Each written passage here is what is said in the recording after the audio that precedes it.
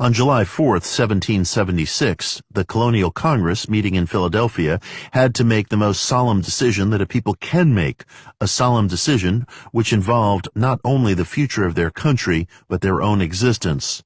If the colonial cause failed, every man whose signature was on the Declaration of Independence would pay for it with his life.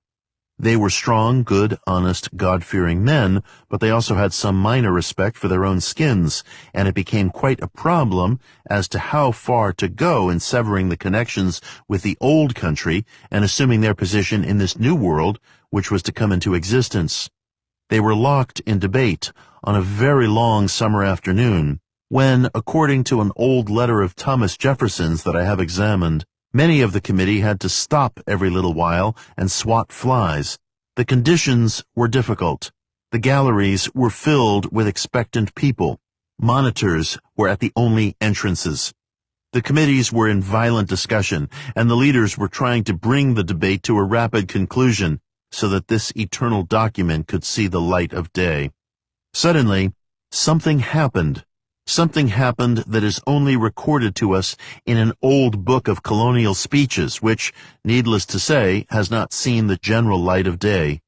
In this book, it is stated that suddenly among these men up spoke a voice. They all looked up in astonishment, and a perfect stranger stood among them, a slender man with large, deep-set eyes and a strange look on his face. Not a single person present knew who the man was.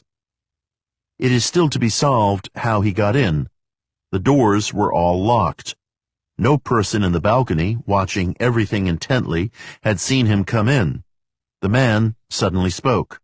The committee was debating the probabilities of having its neck stretched if anything went wrong, and this man spoke, and this is a selection from the speech of the unknown man at the signing of the Declaration of Independence. They may stretch our necks on all the gibbets in the land.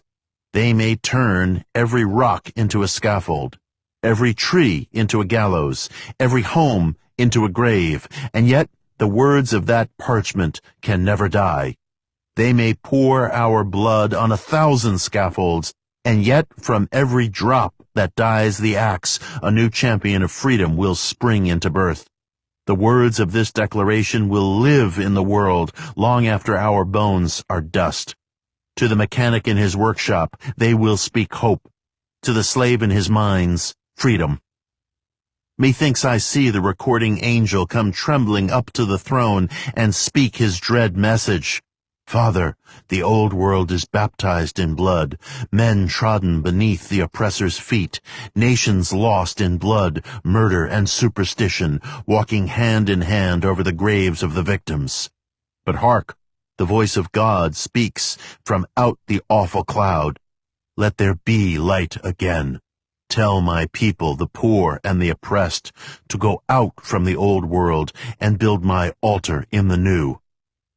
As I live, my friends, I believe that to be his voice. Yes, were my soul trembling on the verge of eternity, I would still, with the last impulse of that soul, implore you to remember this truth. God has given America to be free. I would beg you with my last faint whisper to sign that parchment for the sake of those millions who look up to you for the awful words, "You are free." That was the speech that signed the Declaration of Independence. When the great freedom document had been signed by those present, not all at one time, the first signers rushed forward. Franklin and Jefferson and Hancock turned to congratulate the impassioned orator who had made that speech. But there was no one there. The doors were still locked. No one had seen him go.